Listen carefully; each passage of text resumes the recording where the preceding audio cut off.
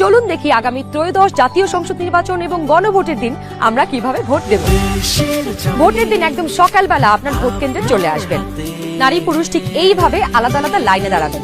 লাইনের শুরুতেই আপনার ভোটার ক্রমিক নাম্বার উল্লেখ করে লেখা থাকবে আপনি কোন কক্ষে ভোট দেবেন। ভোট কেন্দ্রের কোন কক্ষে আপনি ভোট দিবেন সে বিষয়ে আনসাররাও আপনাকে সহায়তা করবেন। এরপর আপনি সোজা চলে যাবেন আপনার ভোট কক্ষে। কিভাবে নারী এবং পুরুষ ভোটারদের আলাদা রুমে ভোট গ্রহণ করা হচ্ছে চলুন দেখে আসি। কক্ষগুলোর বাইরেও ভোটার ক্রমিক নম্বরগুলো লেখা থাকবে। প্রথমেই একজন পোলিং অফিসার আপনার নাম এবং ভোটার নম্বর জিজ্ঞাসা করবেন। তারপর আপনার চেহারার সাথে আপনার ভোটার তালিকায় থাকা ছবি মিলিয়ে দেখবেন।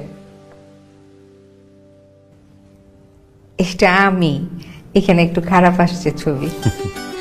বাবার নাম আনিসুজ্জামান।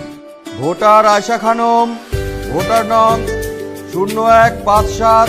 প্রথম পোলিং অফিসার আপনার নাম এবং ভোটারের ক্রমিক নম্বর জোরে উচ্চারণ করবেন যেন কক্ষে থাকা সহকারী প্রিজাইডিং অফিসার এবং পোলিং এজেন্টরা শুনতে পারেন। এরপর দ্বিতীয় পোলিং অফিসার আপনার আঙুলে অমোচনীয় কালি লাগিয়ে দেবেন। তারপর আপনি চলে যাবেন সহকারী প্রিজাইডিং অফিসারের টেবিলে। প্রিজাইডিং অফিসার আপনার ভোটার নাম্বার লিখে আপনাকে 2টো ব্যালট পেপার দেবেন। জানি এবার গণভোটের জন্য গোলাপি ব্যালট আর সংসদ সদস্য নির্বাচনের জন্য সাদা কালো ব্যালট। বাহ! ব্যালট পেপার নেবার সময় আপনাকে স্বাক্ষর করতে হবে। আপনি চাইলে টিপসই দিতে পারেন। দেশের ছবি আপনার হাতে। ব্যালটের সাথে দেওয়া হবে সিল মারার জন্য একটি রাবার স্ট্যাম্প।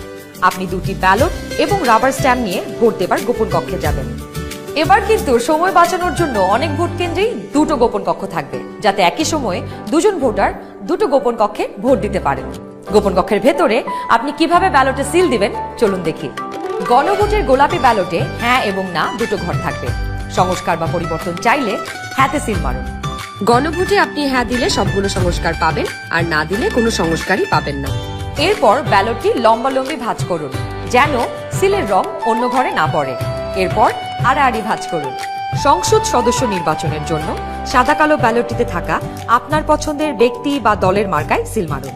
সিলটি কিন্তু নির্ধারিত ঘরের বাইরে যাওয়া যাবে না। মার্কার বাইরে সিল পড়লে আপনার মহামূল্যবান ব্যালটটি বাতিল হয়ে যাবে। সিল মারার পর এই ব্যালটটিও প্রথমে লম্বালম্বি ভাঁজ করুন যেন সিলের কালি অন্য মার্কায় না লাগে। এরপর আড়াআড়ি ভাঁজ করুন।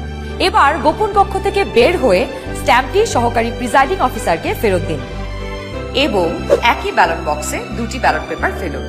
ব্যাস, হয়ে গেল একদিনে 2 ভোট।